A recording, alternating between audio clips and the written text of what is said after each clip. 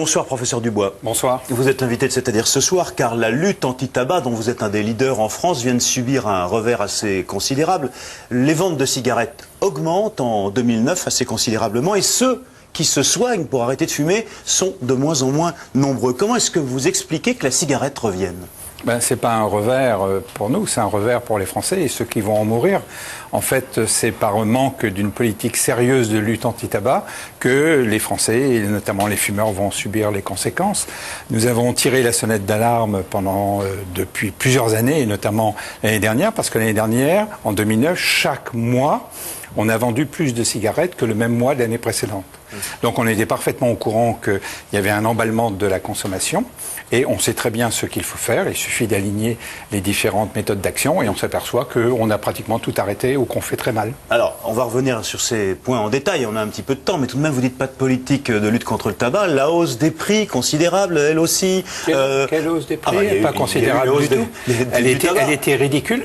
6%, vous trouvez que c'est pas beaucoup? C'est ridicule. C'est ce que demandait l'industrie du tabac, donc c'est pour son profit. Pour les fumeurs, je peux vous assurer que c'est beaucoup et je fume pas. Alors, c'est une hausse de leur prix et non pas des taxes. Donc il y a un choix politique qui a été fait au plus haut niveau de l'État, vous voyez ce que je veux dire, et ce plus haut niveau de l'État a décidé d'enrichir les cigarettiers, alors que si on avait augmenté les taxes, cet argent serait allé entièrement, pratiquement à l'assurance maladie et un petit peu à l'État. Donc il y a un choix déterminé qui a été fait de favoriser l'industrie du tabac et c'est elle qui demandait à ce qu'on l'autorise à augmenter ses prix de 6% et on lui a octroyé ce droit et on a présenté ça comme un compromis alors que nous nous sommes opposés fermement. Deux questions par rapport à ce que vous dites. Qui est ce on au plus haut niveau de l'État? C'est-à-dire que vous accusez le président de la République? Bien sûr, c'est au niveau de l'Élysée que ce type de décision se prend, avec le ministère du Budget et les deux. Il y aurait une collusion entre le président de la République et puis l'industrie du tabac? Je crois que l'industrie du tabac est particulièrement bien en cours. À la fois auprès de l'Élysée et auprès du ministère du Budget. Le ministère de la Santé a été évincé complètement sur ce point et on a des décisions qui correspondent. On accède aux demandes de l'industrie du tabac. Je rappelle Quel intérêt a-t-elle à augmenter ses prix de 6%? Quand on augmente les prix de 6%, c'est insuffisant pour faire baisser le marché et elle augmente ses revenus, elle augmente ses bénéfices. L'industrie du tabac, elle est rivée sur ses bénéfices. Donc, si on écoute l'industrie du tabac, on peut être certain qu'on va pas avoir une politique de lutte contre le tabagisme. Je crois que c'est pas une industrie qui a pour habitude de se tirer une balle dans le pied. Juste un mot, l'industrie du tabac, elle dit que non, la consommation en France n'a pas augmenté, c'est juste qu'on achète moins de cigarettes dans les pays frontaliers. Oui, ça c'est les bobards habituels de cette industrie. Quand on a augmenté fortement de 50% en 3 fois les prix en 2003-2004, non seulement le marché des cigarettes a baissé, on constate que les prises des douanes n'ont pas augmenté à cette époque, donc il n'y a pas eu un déferlement, comme certains ont hurlé, de contrebande. Il y a eu une augmentation des achats transfrontaliers, ça on le concède, mais notamment les buralistes qui ont une baisse de chiffre d'affaires, ça a été compensé. Mais on a assisté à une diminution du nombre de fumeurs et 1 800 000 fumeurs ont arrêté de fumer à cette occasion-là. Ce 1 800 000 fumeurs, nous ne les avons pas, qui ont arrêté, nous ne les avons pas inventés. Alors, est-ce qu'il n'y a pas aussi, par ailleurs, je vais vous laisser l'occasion de répondre, mais d'abord écoutez, est-ce qu'il n'y a pas une lassitude et une inefficacité surtout de l'interdiction de fumer dans les lieux publics et une lassitude de l'interdit? Écoutez les réactions recueillies ce matin par le confrère de France 2, de fumeurs. Moi j'ai arrêté pendant mes 2 grossesses et puis j'ai arrêté il y a 1 an même pas, mais avec le patch, mais ça n'a pas marché. Et moi j'ai pas arrêté, j'en ai pas l'intention pour le moment, pas de volonté spéciale. Quand on est jeune, les soirées, il n'y a que de la cigarette. C'est comme l'alcool, c'est comme tout ça, on ne peut pas arrêter. J'ai déjà arrêté, je recommence, j'arrête, etc. Je me bats un peu, mais c'est un grand plaisir par contre. C'est pas de déclic.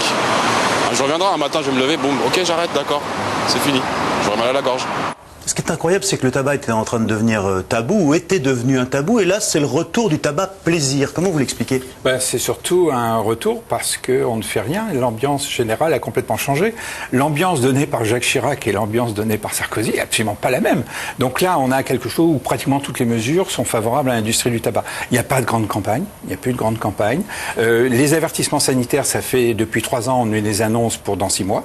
donc de manière réitérée. Là, encore une fois, on a retardé après les élections là, qui arrivent au régional. Ce que vous appelez les avertissements sanitaires, les avertissements sanitaires sous forme d'images. D'images chocs, morbides voilà, sur les paquets. mais sans des images qui correspondent à la réalité, c'est ça. C'est-à-dire des poumons qui seraient en très mauvais état. Et ce sont, bon nombre de pays l'ont adopté. Ce serait efficace, ça ? Bien sûr, c'est efficace, Pourquoi ? c'est parfaitement démontré. C'est pour ça que l'industrie du tabac hurle à ce niveau-là. Elle n'en veut pas, elle trouve des arguments aussi stupides les uns que les autres. Mais Roselyne Bachelot, la ministre de la Santé, dit que ça va avoir lieu bientôt. Oui, bien sûr, mais comme je dis, tous les 6 mois, on nous l'annonce depuis 3 ans. Donc on réitère, on dit oui, si, ça vient, et ça ne vient pas. Voilà. Regardez ces images. Face à l'absence de campagne publique, alors officielle du ministère de la Santé, il y a la campagne de l'Association des droits des non-fumeurs.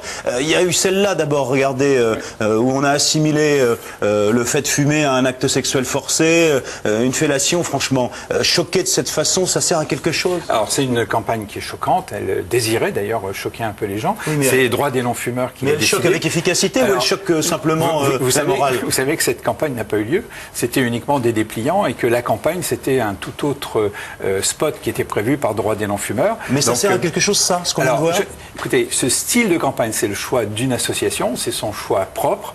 Parfois les choix peuvent être rudes, il faut savoir qu'en face on a une industrie qui elle aussi est prête à tout. Oui, vous n'êtes pas d'accord mais vous devez excuser quoi. Je crois que c'est peut-être pas l'optimum que l'on pouvait espérer. En tous les cas, avec quasiment pas d'argent, on en a beaucoup parlé. Alors, on a remis le tabac sur l'estrade, j'allais dire, mais de toute façon... Donc c'est bon de ce point de vue-là, parce qu'au moins on parle de la question, c'est ça?